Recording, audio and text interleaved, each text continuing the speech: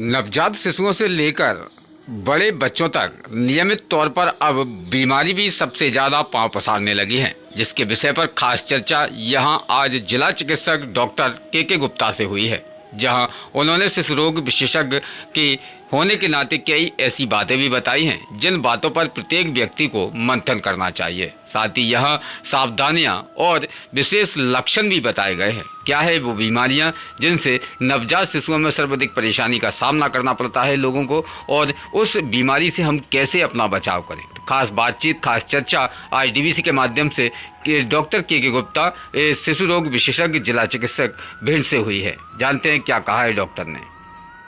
इसमें आप पास के शिशु रोग विशेषज्ञ किसी भी सरकारी अस्पताल में जाकर बच्चों के लिए कुछ दवाइयाँ आती हैं दर्द निवारक, जो आप देते हैं, जिस कारण से उसको कुछ दिन के लिए दर्द उसमें आराम पड़ता है और दांत निकलने में आसानी होती है। इस बीच में गुनगुना पानी और क्लोरीन वाटर वगैरह रहता है एक माउथ वॉश, उससे इस्तेमाल अपन कर सकते हैं। जैसे सर इसमें हीमोफीलिया रोग क्या है बच्चों के अंदर जो पाया जाता है? हीमोफीलिया एक अलग बीमारी है, एक वंशागत बीमारी है। ये माँ से और पिता के जीन के थ्रू बच्चे में पहुंचती है। ये एक्स लिंक्ड डिसीज़ होती है बेसिकली, और अगर माँ बाप को है या उसके दादा को है तो ये हर वंश में अपने आगे बढ़ती जाती है। और अपने जो आम जनता के लिए इसमें जानना जरूरी है वो ये है कि जैसे आपका बच्चा कहीं खेलने जा रहा है या कहीं भी जा रहा है तो उसको चोट बहुत जल्दी लगती है, जगह जगह उसके लाल वाल चकत्ते निशान पड़ जाएंगे, और छोटी सी चोट ही बड़े रूप में लालपन पे आ जाए। खून अगर उसकी कहीं निकल रहा है कट से तो आमतौर पे 6 से थोड़ी ही मिनट, आधे मिनट के अंदर बंद हो जाता है बेसिकली, और इस बीमारी में खून बहता रहता है। इससे आप आसानी समझ सकते हैं कि मेरे बच्चे को कोई ऐसी अलग बीमारी है जिस कारण से उसको मुझे चेकअप के लिए डॉक्टर के पास ले जाना है। जैसे कि दांत के थोड़े से खून ज़्यादा आना, चोट से ज़्यादा आना, इसको हीमोफीलिया के बेसिकली आपके लिए मैं लक्षण समझा रहा हूँ, क्योंकि मुझे आपको पढ़ाना नहीं है, मुझे आम जनता को ये बताना है कि वो किस तरह से अपने बच्चे को चेकअप कराने जा सकते हैं। और इस बीमारी के जब अपन जैसे जिला अस्पताल में मेरे यहाँ भिंड में भी इसके इंजेक्शन्स आने लगे हैं, जो कि 10-20 हज़ार रुपये का आता है, जो अपने यहाँ फ्री लगता है जिला अस्पताल भिंड में। यदि आपके बच्चा हीमोफीलिया डायग्नोस होता है तो आप अपना विकलांग सर्टिफिकेट भी बनवा सकते हैं। हीमोफीलिया से विकलांग सर्टिफिकेट बनना चालू हो गया है, प्लस आप अपने बच्चे के इंजेक्शन फ्री भी लगवा सकते हैं। और ये जन्म जात बीमारी है, जन्म से और आखिरी तक ही रहती है, इसकी ठीक नहीं होती है, मगर आप इसके कई सारे लाभ ले सकते हैं और लक्षण को पहचान कर उससे तुरंत ठीक हो सकते हैं। विशेष इसके लक्षण कैसे पाए जाते हैं? हीमोफीलिया के जैसे मैंने आपको बताया पहले कि बच्चों को चोट लगेगी तो उसको खून ज़्यादा समय तक बहेगा जी, जरूरत से ज़्यादा बहेगा और खून का धक्का नहीं जमेगा जी, इस तरह से ये पहचान। अच्छा, विशेष जो बच्चों के जो दांत निकलते हैं, हम आकर उनका बचाव कैसे करें? बच्चों के दांत जो निकलते हैं, उसके लिए गमीज वगैरह बताया था मैंने, थोड़ी देर पहले ही बताया आपको मैं। उसकी साफ़ सफाई कैसे रखेंगे आपको मैं पहले क्वेश्चन में आंसर दे चुका हूँ आपको जी। विशेष सर एक भारतीय बच्चों में पाया जाने वाला एक मेडुलोब्लास्टोमा ट्यूमर, मेडुलोब्लास्टोमा ट्यूमर एक दिमाग का ट्यूमर होता है, और ये आमतौर पर बच्चों में यदि इसके सिम्टम हैं वो इस तरह से आते हैं, जैसे उल्टी का होना, बेहोशी का हो जाना। और इस बीमारी में अपने को CT स्कैन MRI जब कराते हैं तो अपने को दिमाग का ट्यूमर मेडुलोब्लास्टोमा पता चलता है। उसका सर्जिकल रिमूवल होता है, मतलब कि ऑपरेशन भी होता है, कीमोथेरेपी, काफ़ी कॉम्प्लिकेटेड चीज़ है ये। और अपने यहाँ मेडुलोब्लास्टोमा मैंने सिर्फ एक ही केस देखा है अपने जीवन में अभी तक, कमला रजत अस्पताल में। विशेष इसके लक्षण कैसे अपन समझे? इसमें बच्चे को लगातार उल्टी होती हैं, कई बार नाक से खून भी आ जाता है। उसके अलावा जब वो ट्यूमर बढ़ता है और उसका ये लोग लक्षण अपन नहीं पहचान पाते हैं तो उसमें झटके आने की संभावना है। वैसे सर बच्चों में अब आने वाली खांसी एक बड़ी बीमारी बनती नज़र आ रही है अभी इस बार का काफ़ी मरीज इस तरह से आए हैं। इसमें आप अगर नोट करेंगे कि बच्चे को हम वही दवाई दे रहे हैं, सब कुछ दे रहे हैं, मगर बच्चे की खांसी नहीं ठीक हो रही है, करीबन 10-10, 14-14 दिन तक चल रही है। इवन बच्चे को बुखार चला जा रहा है और सर्दी भी चली जा रही है और निमोनिया भी ठीक हो जाता है, बट खांसी जो सूखी है वो ठीक नहीं हो रही है।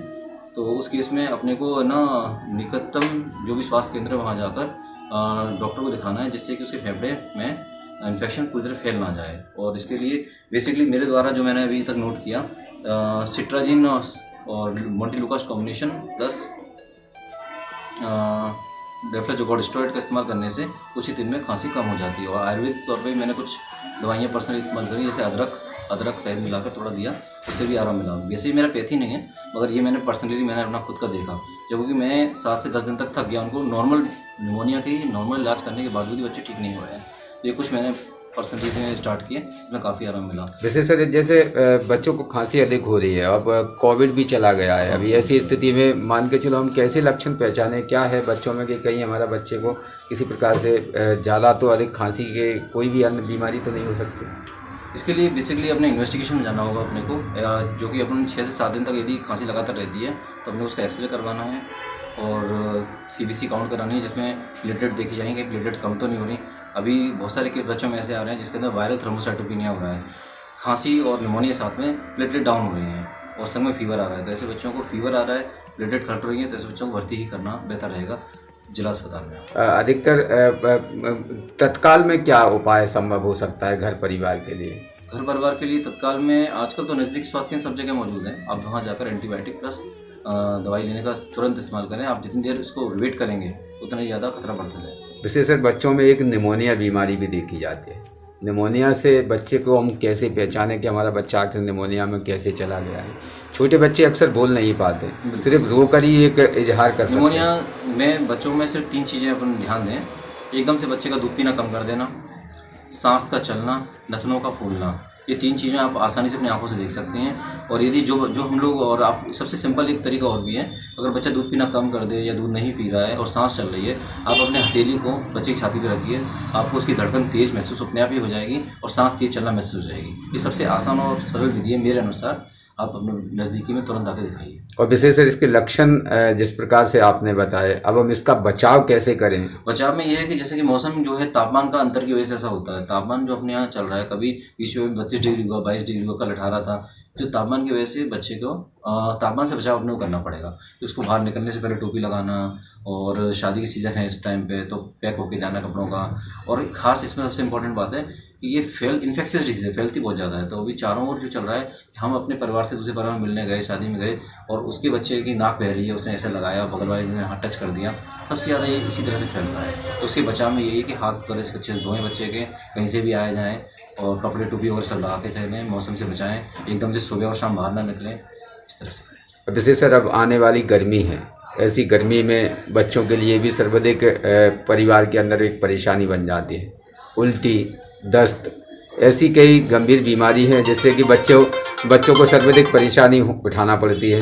क्या बच्चों को सर इसमें डेथ भी होने की संभावनाएं नज़र आती हैं? हाँ, निमोनिया के अंदर डेथ होने की बहुत संभावना रहती है यदि आप समय से नज़दीक स्वास्थ्य केंद्र बच्चे को भर्ती नहीं करते। जैसे मैंने बताया, मैंने सांस अगर तेज चल रही है, बच्चे ने दूध पीना बंद कर दिया, और छोटा बच्चा 6 महीने से छोटा है और आपने उस पर ध्यान नहीं दिया और समय से आपने 8-10 दिन लगा दिए और फेफड़े में पूरा निमोनिया फैल गया, तो काफ़ी संभावनाएं खतरे में आ जाता है बच्चा।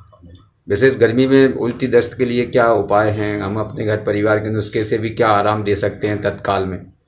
तत्काल में बच्चों को जैसे ही उल्टी दस्त होते हैं तो अपने को है ना, साफ़ सफाई, जैसे कि उबला हुआ पानी इस्तेमाल करें, ORS घर में मौजूद होता है वो दें, और उल्टी की दवाई, जैसे कि अगर उल्टी लगातार हो रही है, बंद नहीं हो रही है, तो तुरंत पानी की कमी होने से पहले बच्चे को पास के नज़दीक स्वास्थ्य केंद्र देना चाहिए। बताइए सर, आप एक चाइल्ड स्पेशलिस्ट हैं, विशेष आप अपना परिचय हमारे दर्शकों तक पहुँचाएं। मैं डॉक्टर के गुप्ता हूँ, जिला अस्पताल भिंड में शिशु रोग विशेषज्ञ के पद पर कार्यरत हूँ। मैंने अपना UG और PG दोनों गजराज मेडिकल कॉलेज से किया था, ग्वालियर से। तदुपरांत मैं दिल्ली गया था, दिल्ली में मैंने SRCP की थी। देन आफ्टर मैं जिला अस्पताल में गवर्नमेंट जॉब में आ गया, तब से मैं यहीं पदस्थ हूँ। वैसे सर आपका कॉन्टैक्ट नंबर, आपका क्लिनिक, कहाँ लोग आपसे कॉन्टैक्ट? वैसे आप जिला अस्पताल में कभी भी आएंगे सुबह 10 बजे से लेकर 1 बजे तक सरकारी अस्पताल में मुझसे मिल सकते हैं। रही क्लिनिक की बात, तो अगर आपको लगता है पैसा खर्च करना है तो आप आइए, नहीं तो आप मुझे जिला अस्पताल में आकर दिखा सकते हैं सुबह 10 से लेकर 1 बजे के बीच। विशेष आपका कॉन्टैक्ट नंबर? मेरा कॉन्टैक्ट नंबर 7692931719 है, आप कॉल कर सकते हैं, आ सकते हैं।